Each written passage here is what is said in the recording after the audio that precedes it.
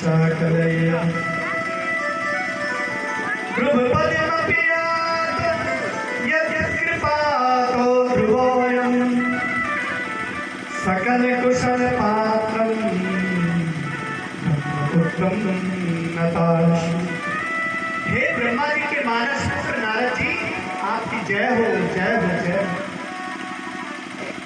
आपके एक वचन पे विश्वास करके कयाधु नंदन प्रहलाद ने स्तंभ से नरसिंह भगवान को प्रकट कर दिया। आपके एक वचन पे विश्वास करके ध्रुव जी महाराज आज ध्रुव लोक में विद्यमान हैं। जिस तरह से आपने ध्रुव और प्रहलाद पे अनुग्रह किया, उसी तरह से मेरे बालकों पे भी कृपा करें। नारद जी ने कहा, माता जी आप बिल्कुल चिंता न करें, हम आपके बालकों को स्वस्थ करेंगे।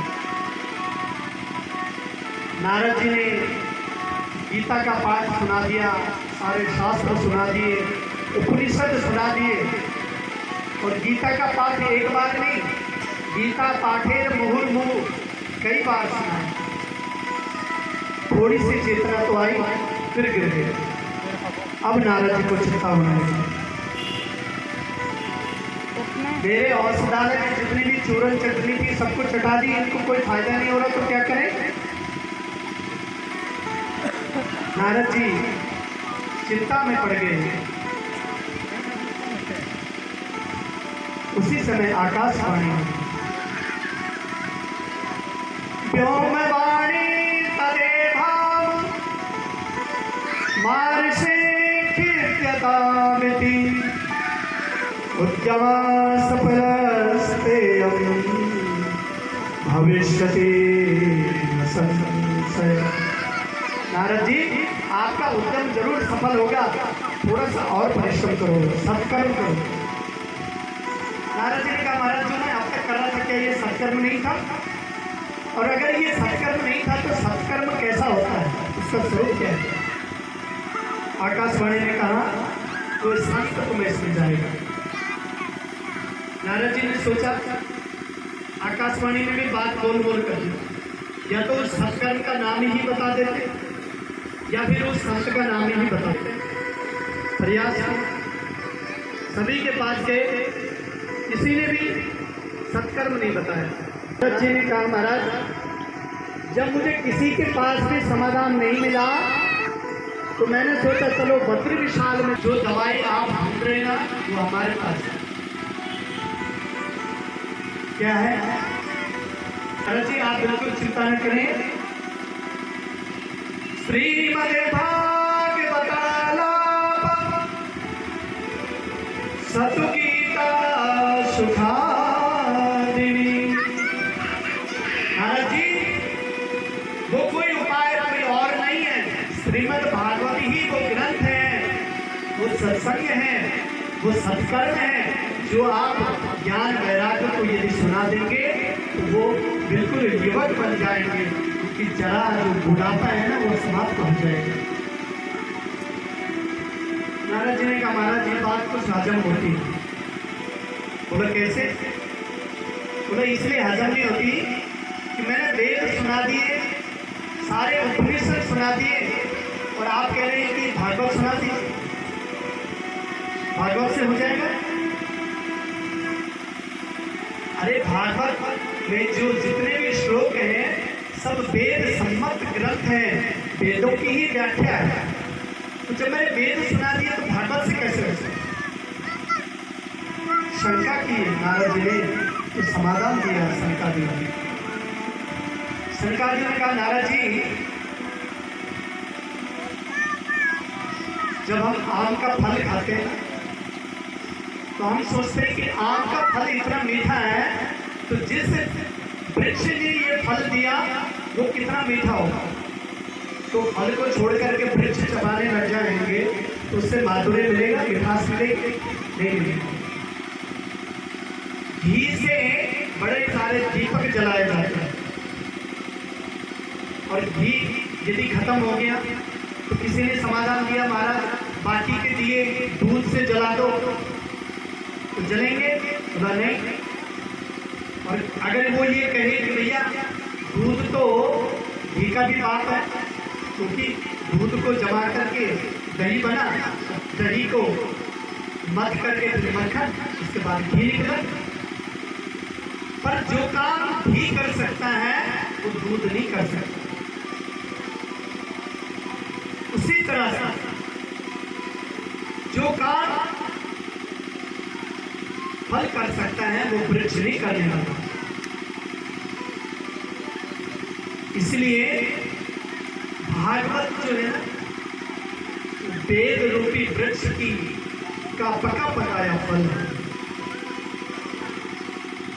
इसलिए नारद जी आप भागवत सुना दीजिए, ज्ञान वैराग्य पुष्ट हो जाएंगे। और नारद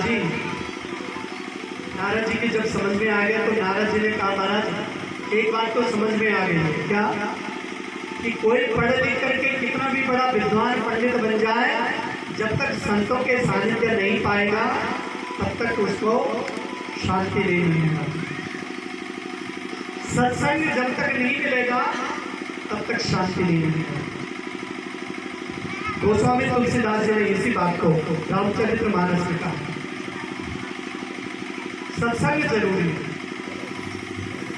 बिनु सत्संग विवेक न होई, बिनु सत्संग विवेक न होई, राम कृपा सुलभ न सोई, राम कृपा सुलभ न सोई, बिनु सत्संग विवेक न होई, बिनु सत्संग विवेक न होई, राम कृपा सुलभ न सोई, राम कृपा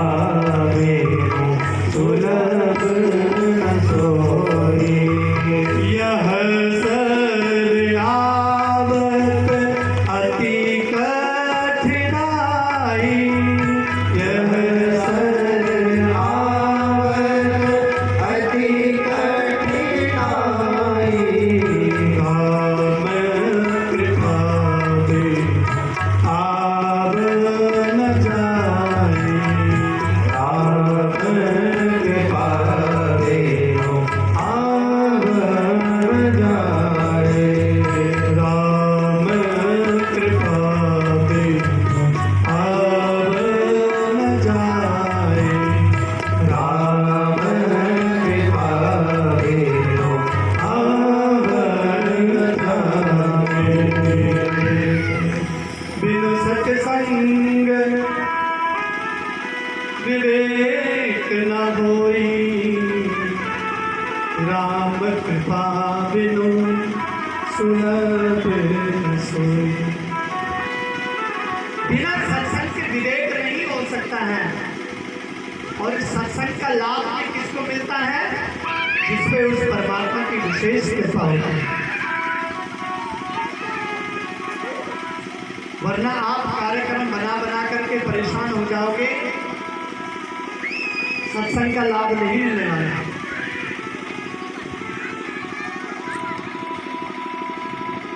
इन बालकों को शिक्षा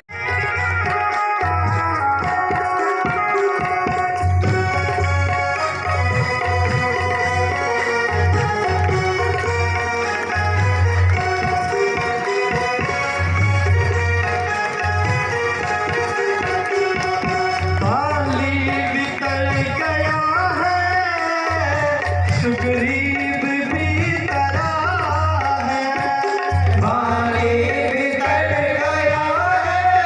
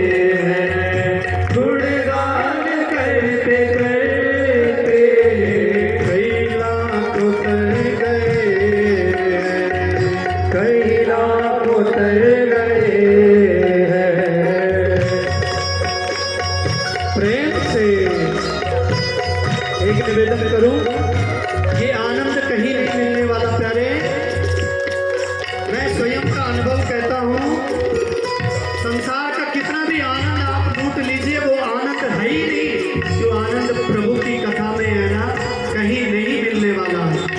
इसलिए जब तक ये आनंद बरस रहा है, प्रेम से लूटिए।